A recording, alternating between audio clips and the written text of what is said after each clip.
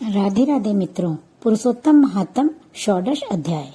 श्री नारायण जी बोले, हे नारद जी, भगवान की आज्ञा पाकर गुरु जी उस ब्राह्मण से बोले, हे ब्राह्मण श्रेष्ठ, जैसा भगवान ने कहा तुम्हें 7 जन्मों तक पुत्र सुख तो नहीं था, किंतु हे तपोधन, स्वामी की आज्ञा से मैं तुम्हें पुत्र का वर देता हूँ।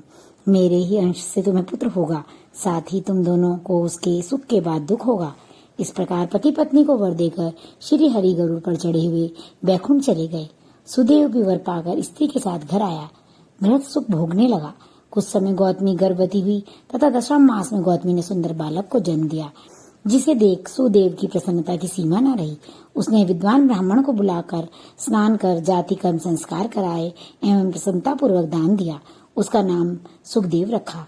वह बालक माता पिता को आनंद देता शुक्ल पक्ष के चंद्रमा के समान बढ़ने लगा। समयानुसार पिता ने यज्ञोपीत कराकर गायत्री मंत्र की दीक्षा देकर ब्रह्मचर्य आश्रम में उसे रखा। गुरु भक्त बुद्धिमान उस बालक ने अपनी सेवा से गुरु को प्रसन्न किया। एक बार ही पढ़ने से उसने सारी विद्याएं सीख ली। श्री वाल्मीकि जी बोले, एक बार देव ऋषि वहां आए जो करोड़ों सूर्य के समान तेजस्वी थे। सुदेव ने उनको दंडवत प्रणाम किया और अर्घ आदि से पूजा कर उत्तम आसन पर विराजमान किया। आसन पर विराजने के उपरांत ब्रह्मचारी बालक ने आकर मुनि के चरणों में गिरकर प्रणाम किया। उसे देखकर ऋषि बोले, हे सुदेव, तुम धन्य हो, तुम्हारा भाग्य धन्य है।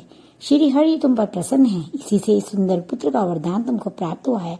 इसी तरह कुमार को देख देवल मुनि आश्चर्य उत्कंठित तो ब्राह्मण से बोले, हे सुदेव, तुम्हारा ये पुत्र अत्यंत भाग्यशाली है।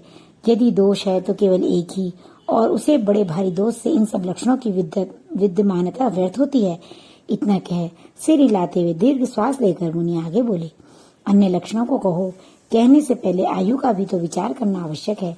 आयु न होने पर अन्य लक्षणों से क्या बनता है। हे सुदेव, तो सुनो, तुम्हारा ये पुत्र 12 वर्ष का होकर जल में डूबकर मृत्यु को प्राप्त होगा। तुम इसका मन में सोच तो करना नहीं, क्योंकि होनहार को कैसे रोका जा सकता है। वाल्मीकि जी बोले, इतना कह देवल मुनि तो ब्रह्मलोक चले गए। सुदेव शर्मा देवल मुनि के वचनों का स्मरण कर बहुत दुखी रहने लगे। गौतमी धीरज रखते हुए पुत्र को अपने अंक में भर के अत्यंत प्रेम पूर्वक उसके मुख का चुम्बन करके स्वामी से कहने लगी, हे द्विज, होनहार की बातों का ध्यान कर आप भयभीत ना हो।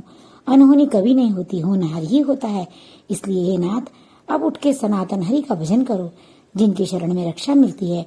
वाल्मीकि जी कहने लगे, इस प्रकार सुदेव अपनी भार्या के वचनों को सुन श्री हरि के चरणों कमलों का ध्यान रखते हुए अपने पुत्र के शोक का निवारण किया। इति श्रीवत्तारे प्राणे पुरुषोत्तम मास महात्म्ये श्री नारायण दीर्घन्वा उपाख्याने सुदेव प्रतिबोधनाम षोडश अध्याय संपूर्णम्। राधे राधे।